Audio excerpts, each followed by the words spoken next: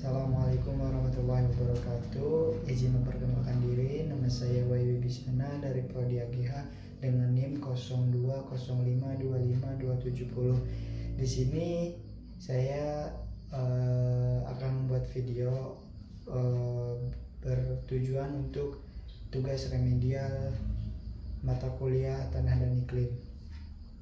Dan presentasi sekarang saya akan membawakan dengan judul kesuburan tanah dan pemupukan. Nah, yang pertama, pengertian kesuburan tanah. Kesuburan tanah adalah kemampuan tanah mendukung pertumbuhan dan produksi tanaman. Dan ciri-ciri tanah subur itu memiliki unsur hara yang tersedia, cukup dan seimbang. Dan jenis-jenis tanah itu ada kesuburan aktual dan potensial. Apa itu kesuburan aktual? Kesuburan aktual itu tanah yang tidak terkontaminasi atau tidak bercampur dengan bahan-bahan kimia atau dengan teknologi lainnya. Dan potensial itu sebaliknya, yaitu tanah yang sudah tercampur oleh bahan kimia dan teknologi-teknologi lainnya. Dan faktor utama tanah subur itu fisik, kimia, biologi. Yang pertama fisiknya itu tanah yang subur itu memiliki warna yang hitam atau kecoklatan gitu. Dan tanah itu sebagai media tanaman. Tanah berfungsi sebagai media tumbuh, penyedia air dan hara. Faktor tumbuhnya itu genetik dan lingkungan atau biotik dan abiotik. Hubungan sifat fisik, kimia dan biologi menentukan produktivitas.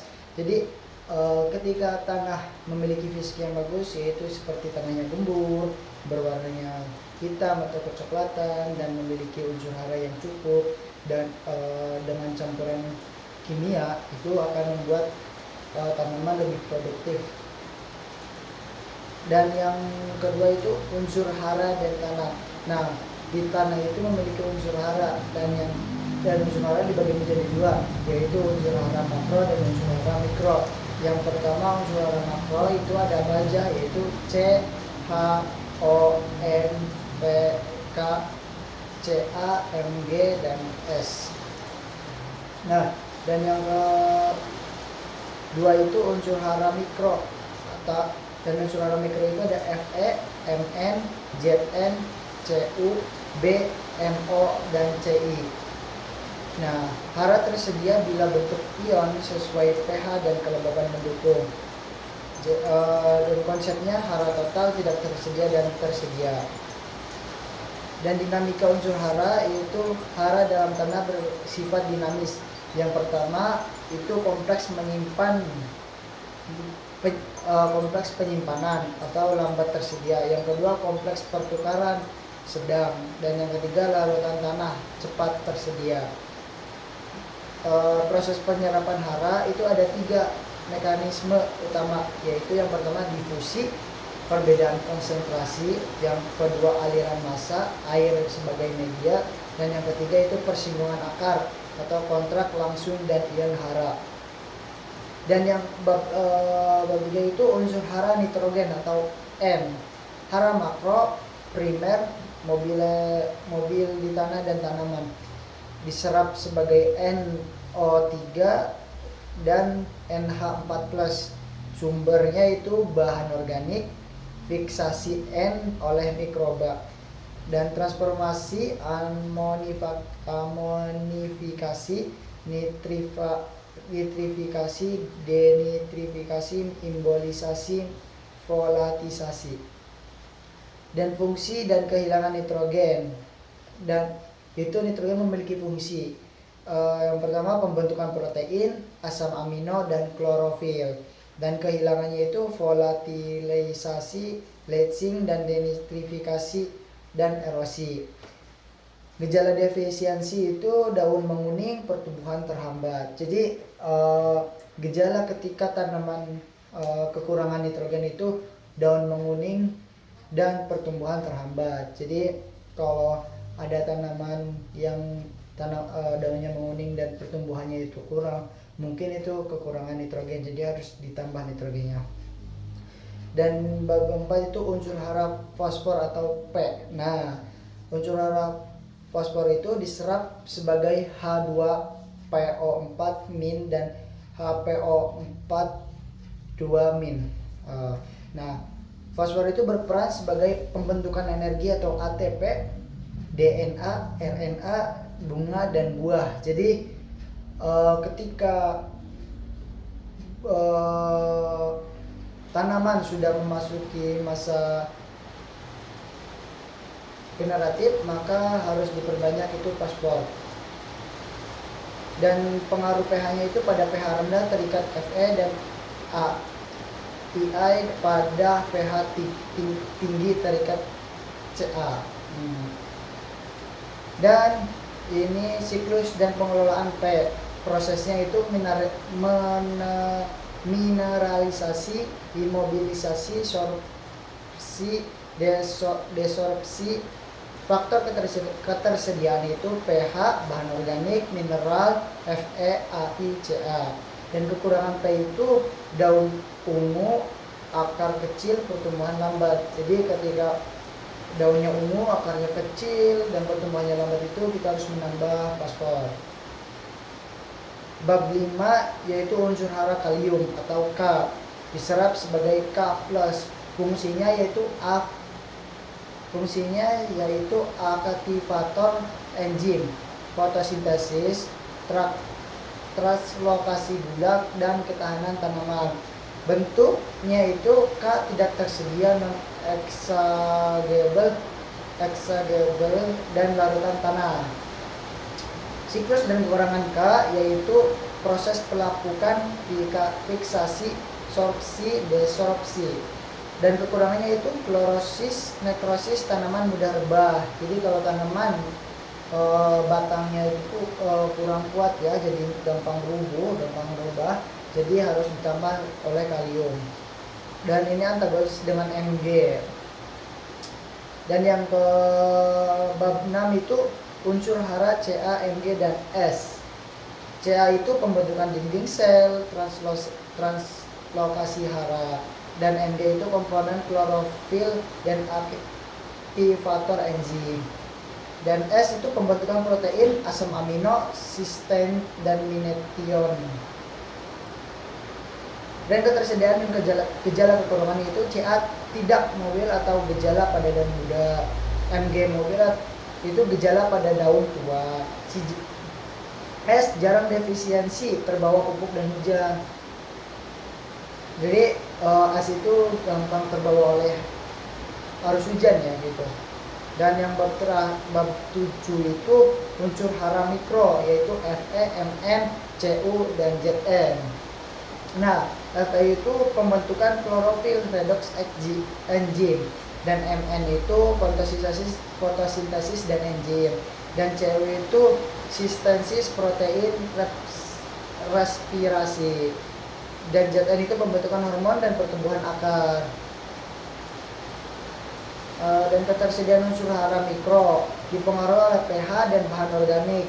pH tinggi, Fe dan Zn sulit tersedia. Penambahan BO dan pupuk mikro meningkatkan ketersediaan. Dan bab 8 itu pupuk dan penggolongannya. Nah, di sini ada pupuk dan golongannya. Pupuk itu bahan penambah unsur hara bagi tanaman. Jadi ketika unsur hara ketika tanaman kekurangan unsur hara, maka bisa ditambahkan oleh pupuk, yaitu bisa pupuk organik dan non-organik, pupuk kimia atau pupuk kandang. Dan berdasarkan sumber itu organik dan non-organik. Jadi yang berdasarkan bentuk, padat, cair, gas. Dan berdasarkan kerja itu cepat atau lambat tersedia. Jadi ada pupuk kimia yang kalau pupuk kimia itu mungkin lebih cepat tersedia ya. Jadi kayak NPK itu mungkin lebih cepat tersedia, tapi kalau pupuk kandang itu mungkin lebih lambat ya. Dan pupuk organik dan anorganik. Nah, pupuk itu dibagi dua, organik dan anorganik. Nah, pupuk organik itu alami, memperbaiki struktur tanah seperti pupuk kandang, sekam, terus apa lagi ya, tanaman-tanaman yang sudah busuk, buah-buahan yang sudah busuk gitu. Jadi dan pupuk anorganik itu haranya tinggi, cepat tersedia. Jadi ya itu seperti contohnya NPK, yaitu pupuk kimia, yaitu haranya tinggi dan mudah tersedia gitu, cepat tersedia. Nah, mudah tersedia, tapi dengan anorganik itu bisa menyebabkan kerusakan tanah. Jadi ketika kita menggunakan pupuk kimia terlebihan atau terlalu banyak, itu bisa menyebabkan kerusakan tanah atau erosi. Dan kombinasi keduanya memberikan hasil optimal. Jadi keduanya bisa membuahkan hasil optimal. Akan tetapi perbedaannya itu bisa cepat dan lambat gitu. Kalau organik itu mungkin ketersediaannya lebih lambat, dan kalau kimia itu ketersediaannya lebih cepat. Dan prinsip pemupukan efisien yaitu 5. Ada 5 tepat, yaitu tepat jenis, tepat dosis, tepat waktu, tepat cara, dan tepat tempat. Jadi tepat jenis yaitu ketika tanaman membutuhkan apa, kita harus tahu. Kita harus ketika tanaman butuh daunnya menguning, kita harus memberikannya NPK, N ya, nitrogen. Jangan ketika tanaman bunganya menguning, daunnya menguning, kita malah memberikan fosfor atau P gitu. Jadi sesuai jenis kebutuhan tanaman ya, dan tepat dosis. Nah, tepat dosis juga kita harus tahu ketika tanaman berapa hektar dibutuhkan berapa dosis kilogram tanah, bukan kilogram tanah, sorry, beberapa pupuk gitu, beberapa pupuk. Dan yang ketiga itu tepat waktu. Nah, tepat waktu itu juga penting. Jadi jangan terlalu cepat dan jangan terlalu lambat. Jadi harus pas. Kita harus menghitung dari kapan kita tanam, kapan kita semai, kapan kita harus pupuk. Nah, kita harus perhitungkan itu. Yang keempat tepat cara. Nah, caranya itu harus, nah di pemupukan itu ada beberapa cara. Ada cara ditabur, ditunggal, ataupun di lingkar ya, kayak melingkari tanamannya, atau ditunggal di satu dan ditabur, dilempar, diemburkan gitu ya. Nah, yang terakhir itu tepat.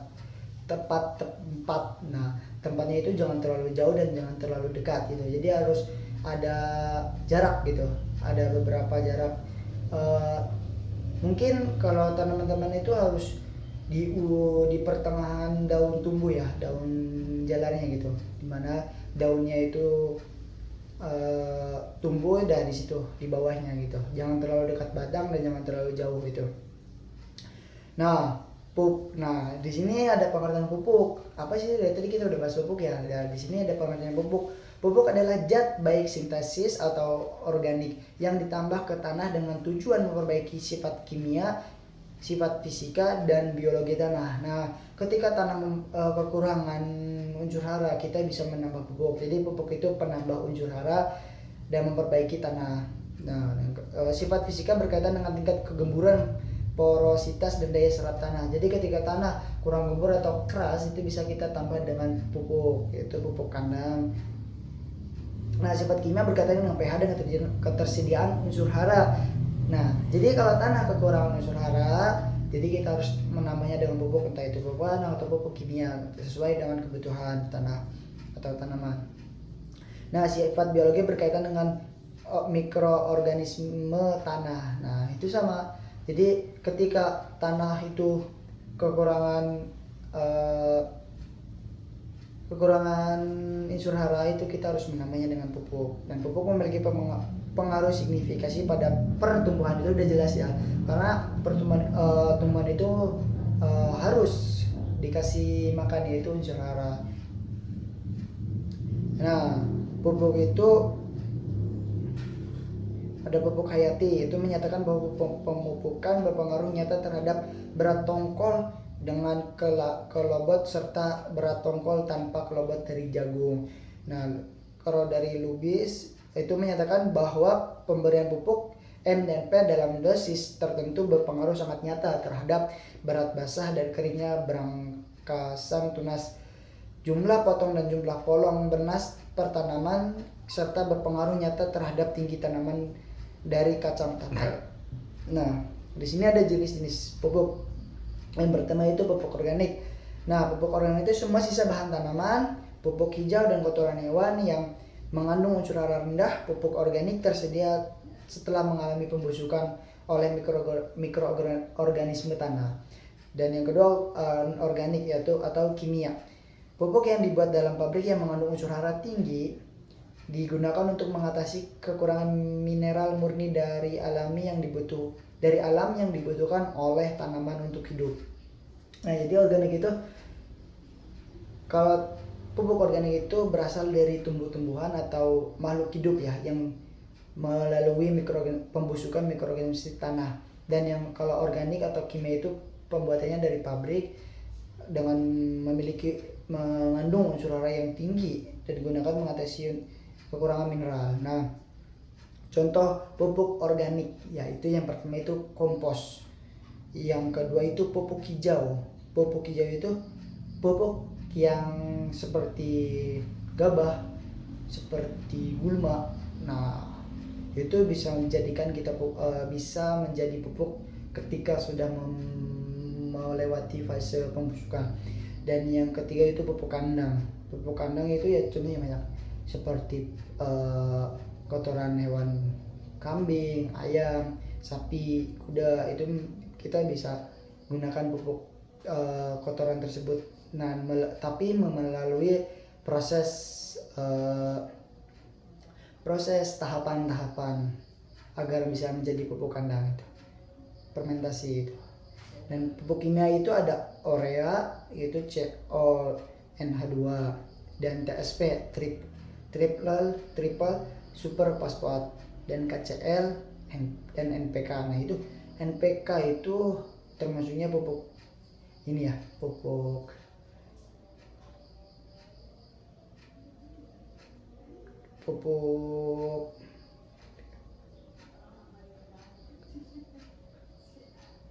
dan ada ZA. Nah, cara kerja pupuk itu ditempatkan di antara larikan, barisan. Nah, ini cara cara tempat ya, ditempatkan di antara larikan atau barisan. Pupuk ditabur di antara larikan tanaman dan kemudian ditutup kembali dengan tanah. Untuk tanaman tahunan ditaburkan melingkar tanaman dengan jarak tegak lurus, daun terjauh, tajuk daun, dan ditutup kembali dengan tanah. Nah, seperti yang tadi saya bilang, yaitu pemupukan ini cara tempat ya, itu harus bagus, harus pas gitu ya. Nah, itu dengan salah satu caranya itu melingkar. Jadi ditabur, dilarik melingkari tanaman dengan jarak di ujung tajuk daun paling ujung gitu. Nah, itu paling bagus, paling efektif gitu. Nah, cara kerja itu dan yang kedua itu disebar. Jadi ya mungkin kalau kebayang itu pupuk yang disebar merata pada tanah di sekitar pertanaman atau pada waktu pembajakan penggaruan terakhir sehari sebelum tanam, kemudian diinjak agar pupuk masuk ke dalam tanah. Nah, mungkin kebanyakan ini sebelum penanaman ya. Jadi sebelum penanaman kita itu dipupuk terlebih dahulu menggunakan pupuk sekam atau pupuk kandang, itu dengan cara ditabur dan diinjak-injak.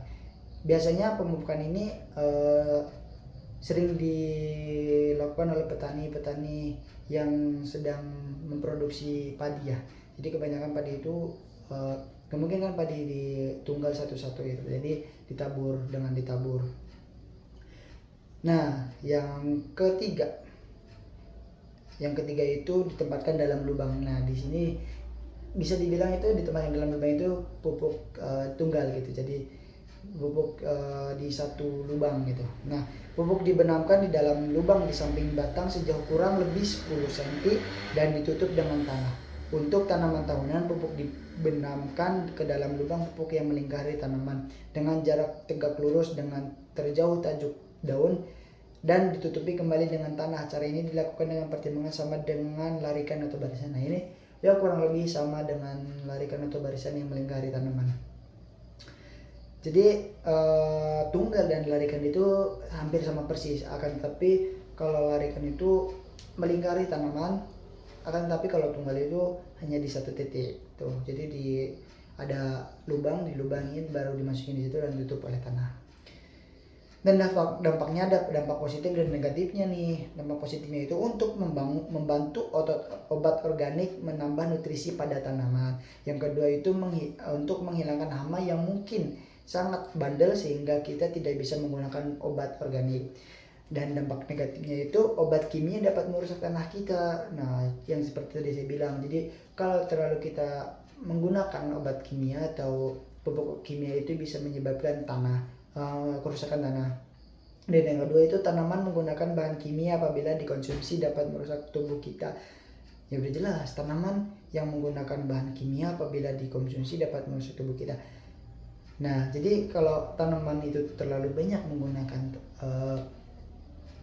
tanaman menggunakan pupuk kimia itu akan berdampak kepada kesehatan manusia juga ketika tanaman itu dikonsumsi. Jadi ya sebaiknya kita meminimalisir lah kegunaan menggunakan pupuk kimia.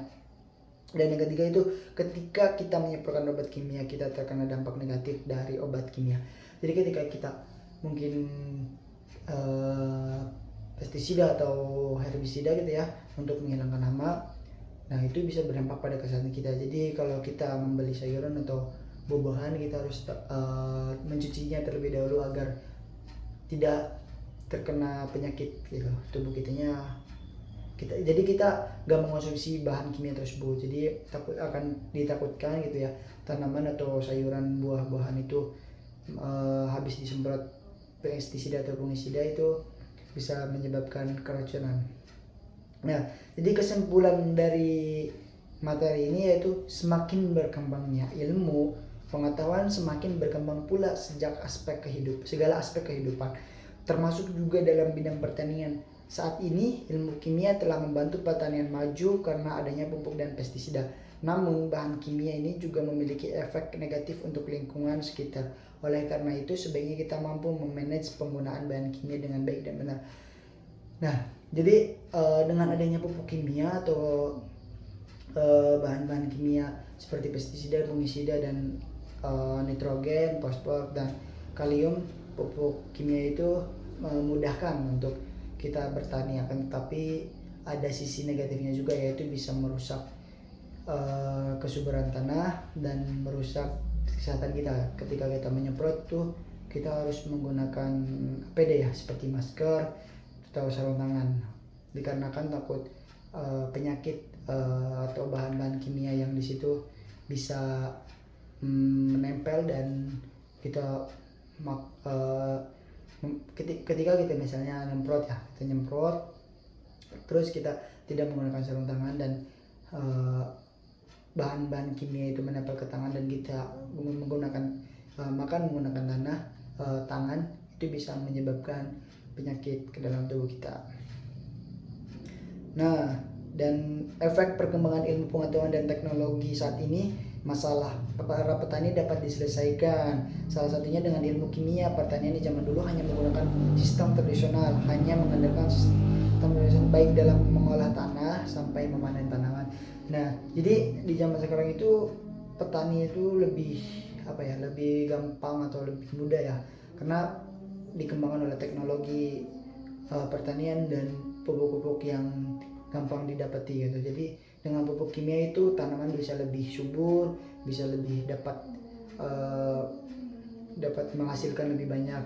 Dan teknologi lainnya seperti traktor atau traktor roda 2, traktor roda 4, nah itu bisa, atau mesin yang buat memanen gitu, jadi lebih cepat gitu, mengefisiensi tenaga kerja. Nah, petani dengan sistem tradisional hanya menggunakan pupuk kompos dan tidak menggunakan insektisida dalam pembasmian hama, jadi hasil panen kurang maksimal. Jadi zaman dahulu itu menggunakan sistem tradisional itu hanya menggunakan pupuk kompos dan tidak menggunakan insektisida, jadi menghasilkan panen yang kurang gitu, tidak efektif atau bagus itu hasil panennya. Di sini ada pupuk buatan juga. Pupuk buatan itu penggunaan pupuk kimia yang terus-menerus tanpa diimbangi dengan penggunaan pupuk organik yang berkualitas telah terbukti berakibat pada rusaknya keseimbangan tanah. Hal ini dapat dilihat dari semakin menurunnya produktivitas lahan dari segi kuantitas maupun kualitas produk pertanian kita serta rentan terhadap serangan berbagai jenis penyakit.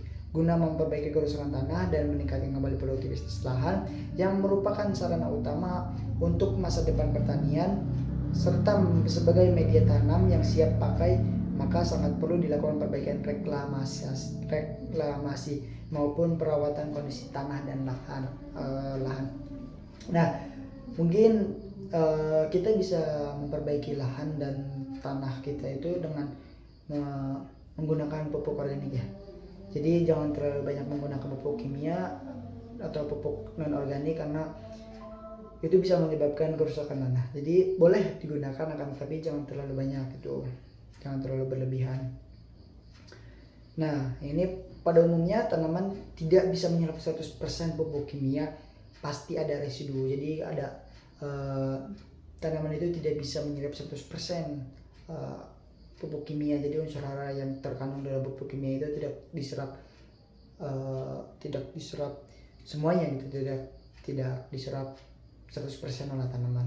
Sisa-sisa pupuk kimia yang terkandung di dalam tanah apabila terkena air akan mengikat tanah seperti lem atau semen. Setelah kering tanah menjadi lengket, keras, struktur lemah dan menjadi asam. Nah, ketika misalnya ada residu atau sisa-sisa unsur dari pupuk kimia itu bisa mengikat tanah, jadi akan mengakibatkan tanah menjadi keras, kering dan retak gitu ya. Makanya kalau ada tanah yang kering, retak-retak itu tanahnya udah terlalu banyak mengandung pupuk kimia itu. Nah, reaksi kimia pupuk urea pada tanah, jadi CO2NH ada itu ke 2NH CO plus 2OH itu. Terus lalu pemberian pupuk kimia terus menerus. Nah, dampak negatif pemberian pupuk kimia secara terus menerus, yaitu yang pertama mengakibatkan pemborosan biaya usaha tani. Jadi dengan pupuk kimia itu kan mahal ya. Jadi semakin kita banyak menggunakan pupuk kimia itu enggak hanya kita rugi dari mengurangi kesuburan tanah, akan tetapi kesuburan atau kerusakan tanahnya, akan tetapi kita akan harus mengeluarkan modal lebih banyak gitu. Nah, yang kedua itu merusak tanah yang masam mengakibatkan penyerapan unsur hara tertentu menjadi terhambat. Seperti yang tadi saya katakan, unsur pupuk kimia itu bisa merusak tanah. Yang ketiga itu mengancam kelangsungan hidup mikroorganisme yang berada dalam tanah. Jadi seperti cacing atau cacing-cacingan atau hewan-hewan yang berada di dalam tanah itu bisa terganggu oleh bahan kimia yang terkandung dalam pupuk itu. Nah, yang keempat itu menjadi ketergantungan petani terhadap pupuk urea. Jadi petani mungkin lebih cepat ya, pengen lebih simpel gitu dengan menggunakan pupuk kimia yaitu pupuk urea. Jadi dengan pupuk urea itu bisa menghasilkan hasil panen yang lebih bagus. Nah, jadi petani itu lebih tergantung gitu pada pupuk kimia. Nah, yang kelima itu menjadikan tanaman sukulen sehingga tanaman akan menjadi mudah terserang hama maupun penyakit. Nah, dengan kebanyakan pupuk kimia juga akan menyebabkan tanaman jadi lemah atau kurangnya pencahayaan gitu, kurangnya tameng ibaratnya ya, kurang pelindung. Nah, yang terakhir itu maka organisme pembentuk unsur hara, organisme penyumbur tanah menjadi mati atau berkurang populasinya. Jadi seperti cacing, seperti hewan-hewan lain ya, itu bisa yang ibaratnya hewan-hewan yang mendukung gitu ya, mendukung pertumbuhan tanaman itu bisa terganggu dan bisa menyebabkan tanaman itu menjadi lebih mudah terserang hama. Nah, solusinya apa nih? Ada solusinya. Solusinya itu meningkatkan penggunaan pupuk organik guna meningkatkan jumlah mikroorganisme tanah. Jadi semakin banyak kita menggunakan pupuk organik, apakah semakin banyak juga mikroorganisme tanah. Jadi seperti cacing dan lainnya itu mungkin akan semakin banyak gitu. Dan yang kedua itu mengurangi penggunaan pupuk organik atau kimia. Nah, sebisa mungkin para petani itu harus bisa mengontrol atau mengurangi pupuk anorganik atau pupuk kimia itu. Yang ketiga itu memandu penggunaan pupuk organik dan anorganik. Produksi tanaman akan jauh lebih meningkat. Nah, jadi ketika kita bisa menggunakan dua-duanya, yaitu pupuk organik dan pupuk anorganik, itu bisa kita atur gitu ya, dan nggak kita hanya menggunakan pupuk kimia. Jadi kita harus bisa mengatur pupuk organik dan anorganiknya, itu harus seimbang itu. Jadi mikroorganisme tanahnya itu tidak terlalu parah gitu ya. Jadi ketika mau rusak kita pakai pupuk organik gitu. Jadi selang-seling gitu, kita pakai pupuk organik dan organik itu harus seimbang. Nah, yang ketiga itu membuat kebijakan yang menguntungkan bagi petani agar mau menggunakan pupuk organik. Jadi kita harus memberikan tahu atau kebijakan untuk menguntungkan bagi petani agar mau menggunakan pupuk organik.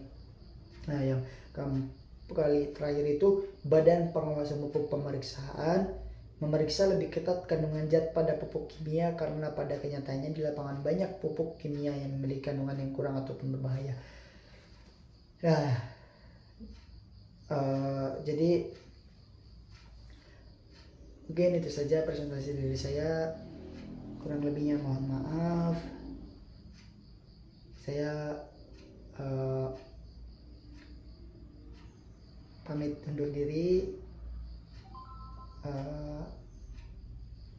Cukup sekian dan terima kasih. Assalamualaikum warahmatullahi wabarakatuh.